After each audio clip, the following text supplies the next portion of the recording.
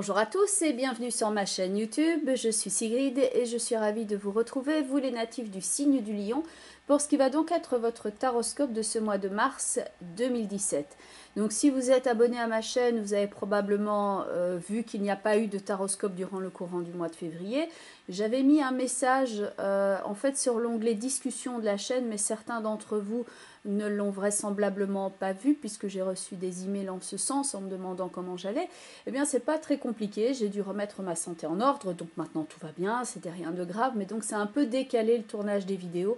Mais en tout cas merci beaucoup pour votre sollicitude, pour ceux qui ont demandé de mes nouvelles, et puis pour les autres, eh bien voilà, donc je reviens ici ce mois de mars, et puis donc je vais recommencer les taroscopes mensuels, et pour ceux qui sont nouveaux sur la chaîne, eh bien bienvenue à vous. Donc voici la façon dont je procède, donc je vais faire un tirage avec le tarot de Marseille, et ce sera accompagné de 3 cartes d'un jeu qui s'appelle les portes de l'intuition, et d'une carte enfin qui s'appelle le langage secret des couleurs de Ina Segal.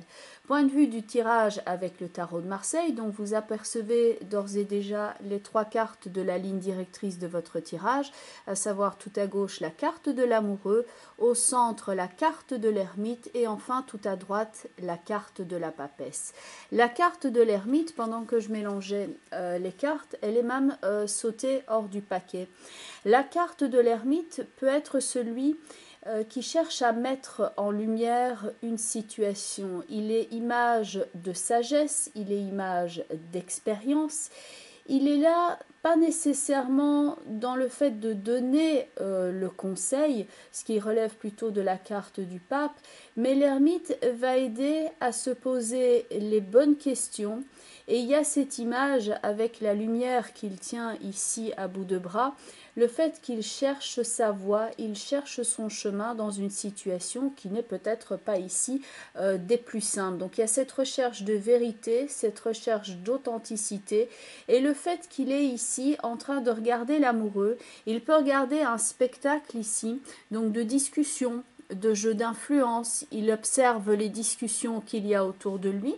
Il n'y prend pas nécessairement place, l'ermite est là un petit peu comme en retrait, mais il occupe une place stratégique. Il est en train de regarder éventuellement le jeu d'influence qu'il y a autour de lui afin d'étudier et de statuer sur la meilleure direction à prendre, sur la meilleure chose à faire. Il y a peut-être des éléments ici à réunir afin d'être sûr de pouvoir agir de la bonne façon.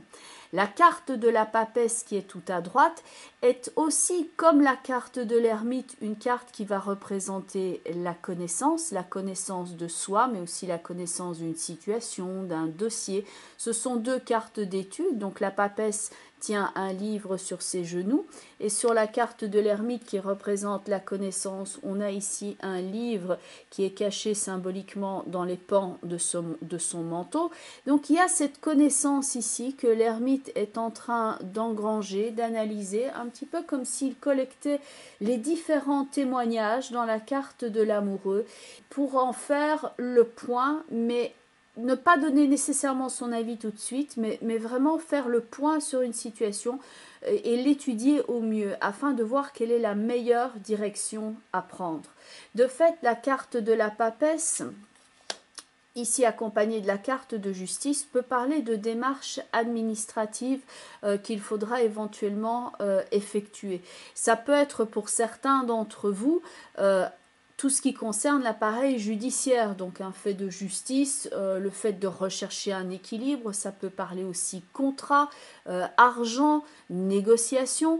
Et dans la carte de l'amoureux, on a déjà les pourparlers qui sont ici en cours. Et donc l'ermite peut écouter ces différentes conversations et voir un petit peu quel est le jeu d'influence qu'il y a autour de lui. La carte de l'amoureux étant ici accompagnée de la carte de l'étoile. Donc, point de vue de la carte de l'amoureux et de l'étoile, il y a là, disons, une situation qui était simple au départ, mais dans la carte de l'amoureux, surtout quand l'ermite est ici accompagné avec la carte du diable, il peut y avoir une première vérité qui semble simple, et puis après autre chose qui émerge ici avec la carte du diable.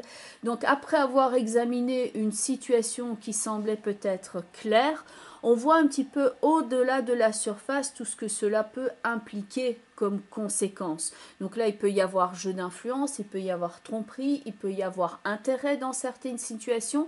Et l'ermite va chercher ici à agir au mieux pour voir effectivement comment il peut prendre sa décision ici éventuellement de couper avec quelque chose ou comment il peut agir. Le diable qui est ici accompagné de la carte du soleil peut indiquer beaucoup de jeux d'influence, beaucoup d'énergie également. Ça peut effectivement parler dans certains cas de négociation avec des intérêts qui sont ici en cours et donc l'ermite doit faire très attention à ne pas prendre une décision débotée. Donc il ne s'agit pas ici d'agir dans l'urgence, même s'il peut y avoir beaucoup de mouvements autour de vous.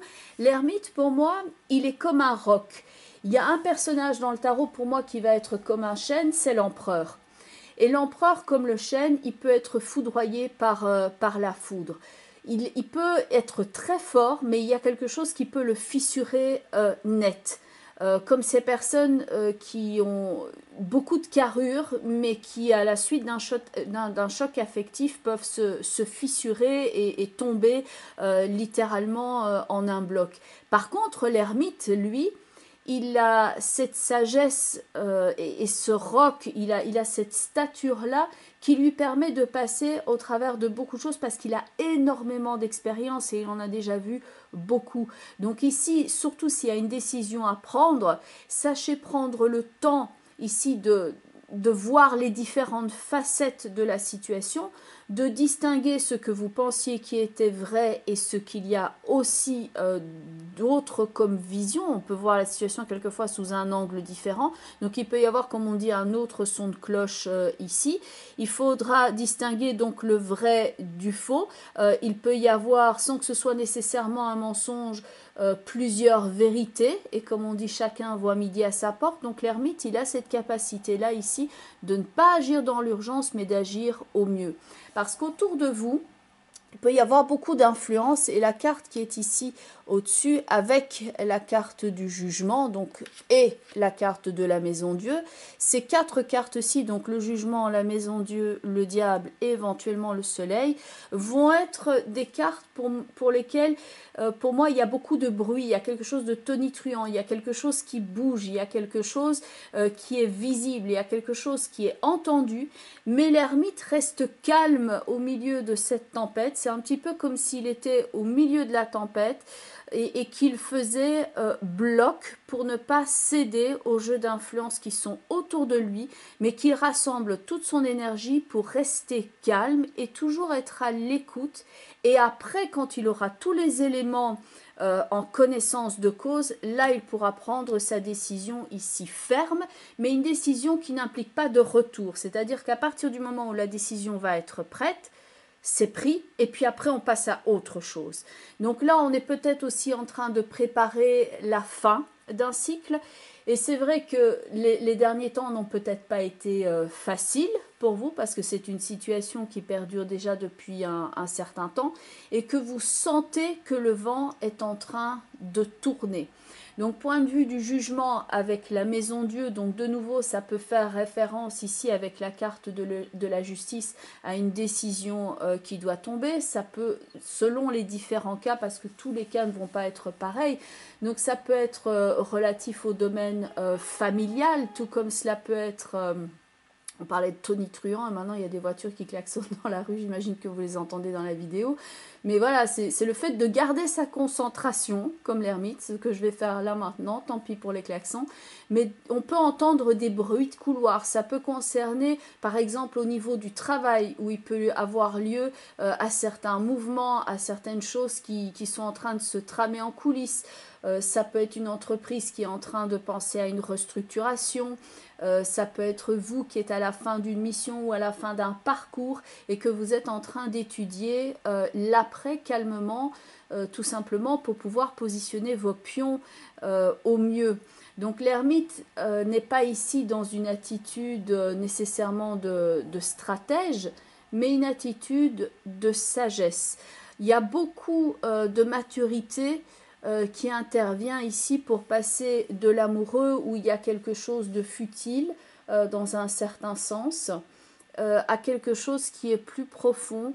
Et il y a une attitude ici, plutôt que de parler ou de laisser certaines personnes parler à tort et à travers autour de vous, là on passe à une idée de sagesse. Le conseil ici, c'est s'il y a des personnes autour de vous dont vous devez obtenir certaines informations, laissez-les quelque part venir à vous. Essayez de voir comment ces personnes-là positionnent comment ils se positionnent. Laissez-les venir à vous. Voyez un petit peu quel jeu ils sont en train de jouer. Laissez-les quelque part se révéler dans ce jeu-là d'influence éventuelle que vous avez autour de vous. Pour en obtenir vraiment, pour aller au-delà de la surface, pour voir ce qu'il y a vraiment en dessous de la couche du vernis.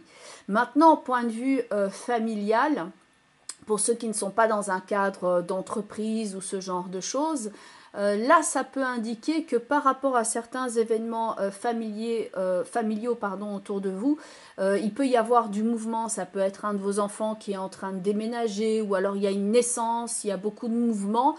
Et ce n'est pas nécessairement la période la plus calme, et que vous avez besoin à certains moments de vous retirer pour faire preuve d'équilibre et pour pouvoir retrouver ce regain d'énergie, parce qu'autour de vous il y a tout ce contexte mouvant, et selon donc que vous ayez 20, 40, 60 ans, le cadre de vie effectivement dans lequel vous évoluez, ça peut prendre des visages différents. Mais l'ermite, il est là comme la papesse, comme un roc. Il y a une forme d'impassibilité, de je vais traverser ça calmement et je vais faire preuve d'une certaine abnégation, et c'est une très grande force intérieure ici qui va vous permettre d'agir au mieux.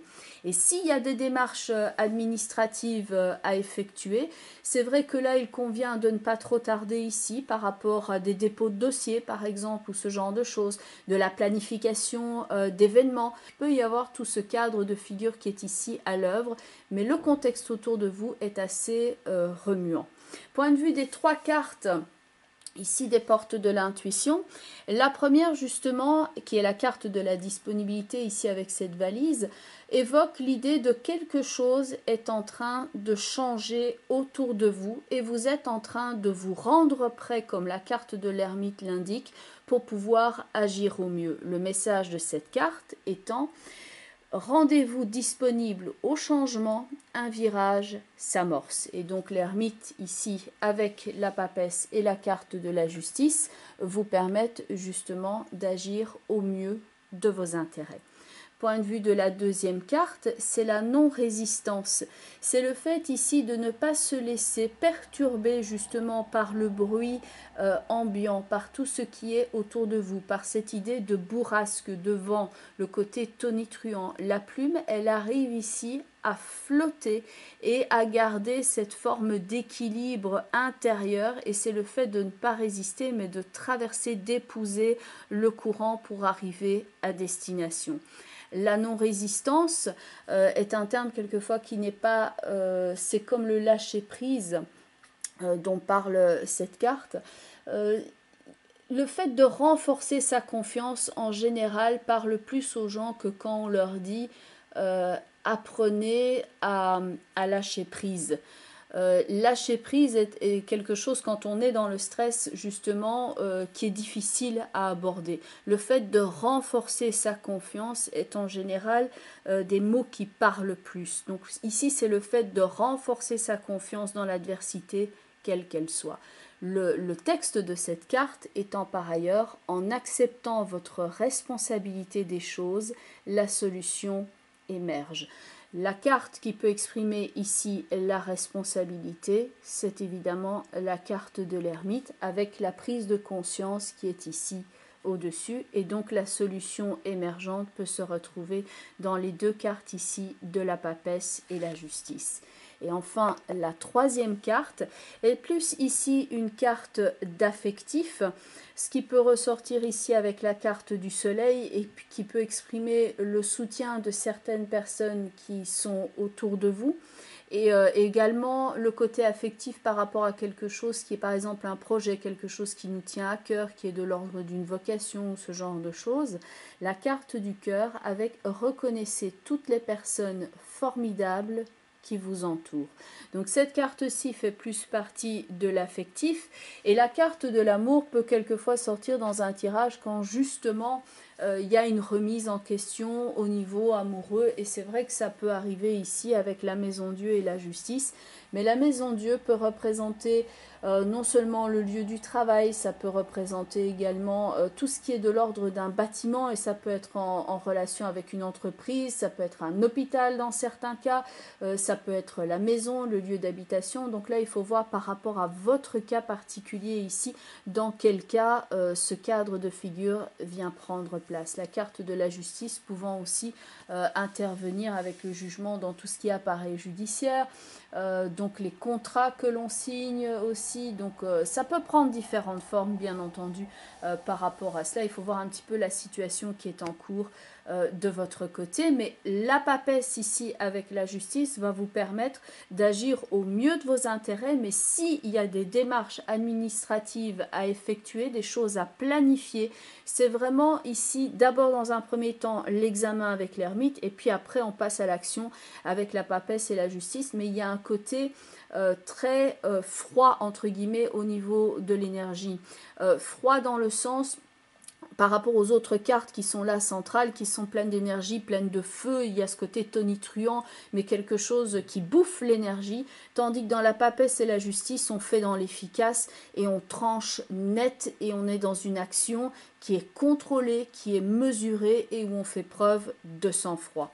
La troisième carte ici, enfin le troisième jeu, pardon, c'est la carte de l'oracle qui s'appelle la couleur lilas. Renforcer votre foi. Ce que je vous expliquais tout à l'heure avec la carte de l'ermite, en dépit du jeu d'influence qui peut ici être autour de vous, c'est le fait d'être rassemblé et d'être solide comme un roc pour continuer votre chemin et traverser donc cette épreuve quelle qu'elle soit. Point de vue de la carte ici de la couleur lilas, donc la couleur lilas c'est quelque chose que vous pouvez utiliser en visualisation lors d'une méditation, c'est une couleur que vous portez éventuellement sur vous, ça peut éventuellement vous aider. Vous faites évidemment ce qui résonne le plus en vous, soit de porter la couleur, soit simplement le message de la carte. Le tout étant d'appliquer ce conseil par rapport à un acte qui fait sens pour vous. Donc soit ce sera le fait de porter la couleur, soit ce sera le fait d'appliquer ce conseil, donc de renforcer votre foi, votre confiance par rapport aux possibilités et le fait de sortir donc de ce jeu d'influence que l'on peut voir ici avec le diable, le jugement et la maison Dieu afin d'arriver à une clôture et à une résolution. Bien entendu, on reste ici dans le cadre d'un tirage global. Donc, selon votre situation, cela peut prendre une interprétation un petit peu différente. Donc, ce que vous pouvez faire, évidemment, c'est regarder par exemple la vidéo qui correspond à votre signe ascendant afin d'avoir un complément d'information, ainsi que la vidéo qui correspond au positionnement en signe de la Lune dans votre thème astrologique de naissance. Ça vous donnera déjà un panorama plus complet. Maintenant, bien entendu, il y a des personnes parmi vous qui vivent une situation bien particulière et que ce n'est pas nécessairement ce tirage-ci qui va y répondre, puisque là, on est dans le cadre d'un tirage global. Donc, sachez que je donne aussi des consultations privées. Donc, pour ceux et celles qui souhaiteraient prendre un rendez-vous, donc vous me trouvez sur la plupart des réseaux sociaux, ainsi que sur mon site web. Et donc, je mets toutes les références ici en bas de la vidéo, donc pour ceux et celles qui voudraient me contacter. Et donc je vous remercie ici pour votre écoute attentive, pour vos nombreux retours aussi et pour votre sollicitude. Et je vous dis à très bientôt. Bye bye les lions et prenez bien soin de vous.